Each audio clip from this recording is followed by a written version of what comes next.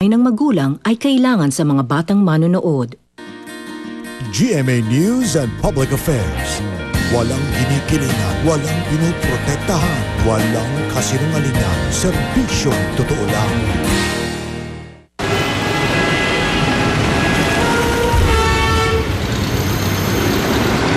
May mga lugar sa Maynila na hindi nasisinagan ng araw.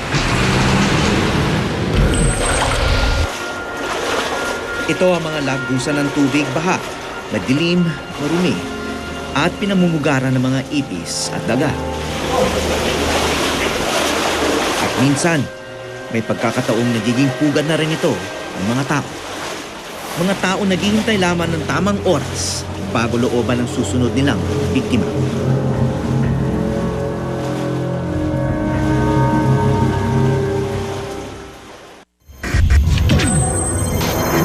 Ilan buwan ang laman ng mga balita ang sunod-sunod na pagnanakaw sa mga pawn shop. Nitong taon lamang, may isang pawn shop ang nabibiktima halos kada buwan simula noong Enero. At nitong ika-11 ng Hunyo, isang pawn shop na naman ang nilooban sa may Arayat Market sa Cubao. Anong pag-aalam nyo yung nangyari dito? Kasi nung Sunday ng gabi. Linggo ng gabi. Itong nakaraang linggo lang. Oo, nag-alarm daw kasi yan eh. Problema kasi yung nakakandado na yan. So wala kasi silipan yan eh. Pangalawang beses na yan. Yung paghukay? Pag pinasok yan noong 2000 na December, sa kwento lang nila ha, pinasok yan, eh hindi nabuksan yung board. Kaya ang nakuha, yung laptop na sa labas.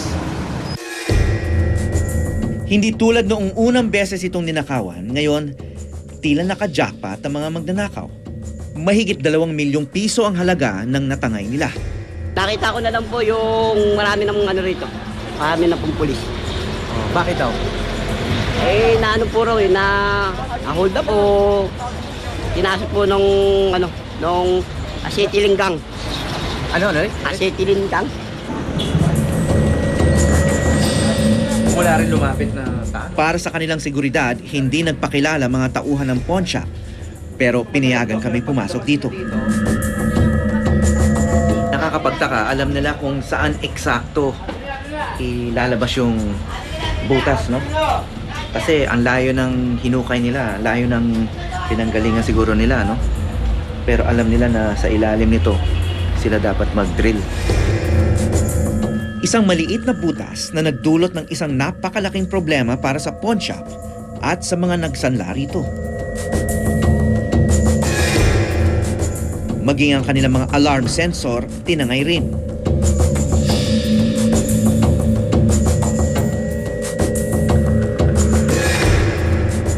Para malaman kung saan tatagos ang ginawang butas, Susubukan namin pumasok dito sa dinaanan ng mga magnanakaw.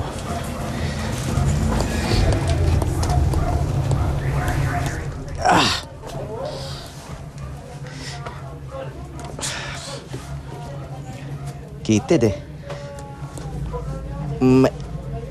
Maliliit siguro yung katawan nila dahil napaka-kitid. Okay, ngayon mag-uumpisa ng ating paggapang dito sa dinaanan ng acetylene gang. Okay. Wow. Grabe ah.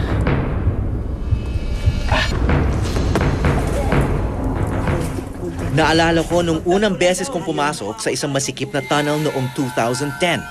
Ngunit ito'y maliit na mina sa bundok sa Benguet. Madilim. Masikip.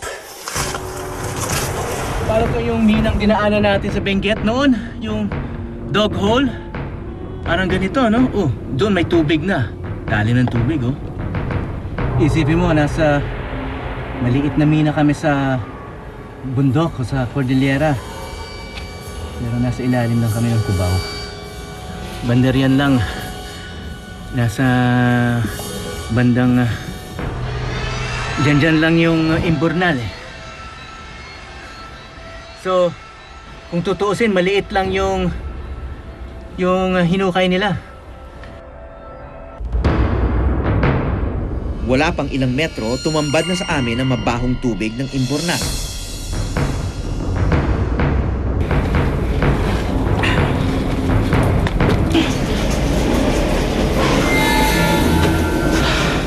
Mahusay sila dahil alam nila kung saan huhukay. Hindi yung paghuhukay mismo yung galing nila eh. Dahil hindi naman siguro ganun kahirap gawin yung paghuhukay dito eh. Dahil hindi naman ganun kalalim. Hindi naman sobrang tigas yung bato o lupa rito. Pero alam nila eksakto yung paglabas nila, dito na yung kukunan nila ng pera. Palaisipan kung paano nila natunto ng eksaktong pwesto ng vault. At palaisipan din kung saan nanggaling ang mga salarin. Pare-pareho ba yung sistema o yung technique nila? Settling lang. Acetylene talaga. Tataan sila sa drainage. Wala sila ibang dadaanan kundi yung drainage.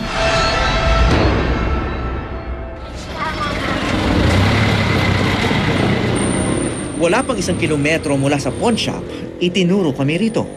Sa isang bukana ng kanal, malapit sa terminal ng bus. Ito ay malaking daanan ng drainage dito sa Cubao.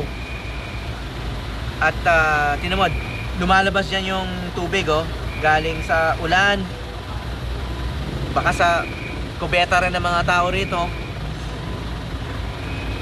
At ito yung dinaanan ng mga yung gang na pumasok doon sa pawn shop.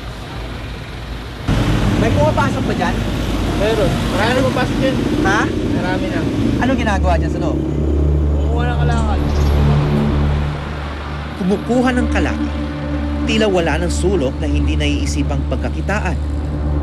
At maging ang imbornal na dapat ay daanan lamang ng tubig, ay nagiging daanan na ngayon ng mga ekspertong magnanakaw. Anong nakita niyo sa baba? Marami nakakita namin gamit yan. Gamit? Anong klaseng gamit?